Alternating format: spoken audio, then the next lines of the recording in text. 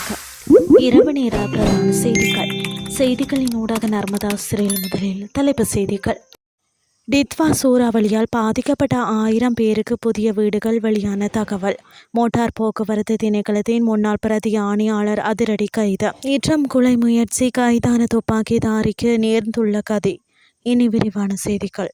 நாட்டில் கடந்த வருடம் ஏற்பட்ட டித்வா சூறாவளியால் கடுமையாக பாதிக்கப்பட்ட கேகாலை, கண்டி, நுவரெலியா மற்றும் பதுளை ஆகிய மாவட்டங்களில் இடைக்கால வீடுகளை அமைக்கும் பணிகள் மே மாதம் முதல் வாரத்தில் ஆரம்பிக்கப்பட உள்ளதாக தகவல் வெளியாகியுள்ளது. பாதுகாப்பு இராஜாங்க அமைச்சர் ஓய்வு பெற்ற மேஜர் ஜெனரல் அருண ஜெயசேகர தலைமையில் இராணுவ தலைமையகத்தில் நடைபெற்ற விசேட கலந்துரையாடலின் போது இந்த தீர்மானம் எடுக்கப்பட்டுள்ளதாக தெரிவிக்கப்படுகின்றது. அதன்படி குறித்த திட்டத்தின் மூலம் இடம்பெயர்ந்த சுமார் 1000 பேருக்கு பாதுகாப்பான மற்றும் வசதியான தற்காலிக வீடுகளை குறுகிய காலத்திற்குள் அமைத்து கொடுக்க நடவடிக்கை எடுக்கப்படவுள்ளது.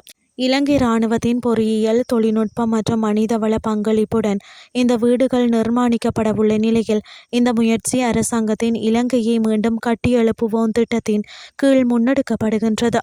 திட்டத்தை நிர்ணயிக்கப்பட்ட காலத்திற்குள் முடிப்பதை உறுதி செய்வதற்காக தெளிவான கால அட்டவணையுடன் கூடிய விரிவான செயல் திட்டத்தை சமர்ப்பிக்குமாறு இராணுவத்திற்கு இராஜாங்க அமைச்சர் அறிவுறுத்தியுள்ளதுடன் இப்பணிகளில் வெளிப்படைத்தன்மை மற்றும் தரத்தை பேணுவதன் அவசியத்தையும் வலியுறுத்தினார்.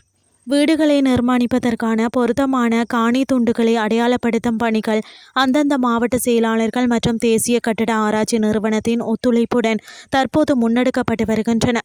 இந்த நிலையில் பாதுகாப்பான தரநிலைகளுக்கு இணங்கவே இந்த காணிகள் தெரிவு செய்யப்படுவதாகவும் தெரிவிக்கப்பட்டுள்ளமை குறிப்பிடத்தக்கது. மோட்டார் போக்குவரத்து திணைக்களத்தின் முன்னாள் பிரதி ஆணையாளர் கைது செய்யப்பட்டுள்ளார். ஊழல் குற்றச்சாட்டுகள் தொடர்பாக லஞ்ச ஊழல் விசாரணை ஆணைக்குழுவினால் இன்று அவர் கைது செய்யப்பட்டுள்ளார். செல்லுபடியாகும் ஆரம்ப பதிவு இல்லாத வாகனம் ஒன்றிற்கு முறைகேடாக இலக்கத்தகடுகளை வழங்கியதாக கூறப்படும் குற்றச்சாட்டின் அடிப்படையிலேயே இந்த நடவடிக்கை எடுக்கப்பட்டுள்ளது. தற்போது பத்ரமுலையில் உள்ள சிறுவர் நன்னடத்தை மற்றும் பராமரிப்பு சேவைகள் திணைக்களத்தின் ஆணையாளராக பணியாற்றி வரும் இவரை கொழும்பு மேலதிக நீதவான் நிலையில் முற்படுத்த நடவடிக்கை எடுக்கப்பட்டுள்ளதாக அதிகாரிகள் தெரிவித்துள்ளனர். அரசு நிறுவனங்களின் நிலவும் ஊழல்களை ஒழிக்கும் நோக்கில் லஞ்ச ஊழல் விசாரணை ஆணைக்குழு முன்னெடுத்து வரும் தொடர் நடவடிக்கைகளில் ஒரு பகுதியாக இந்த கைது சம்பவம் இடம்பெற்றுள்ளது. இனி வெளிநாட்டு செய்திகள்.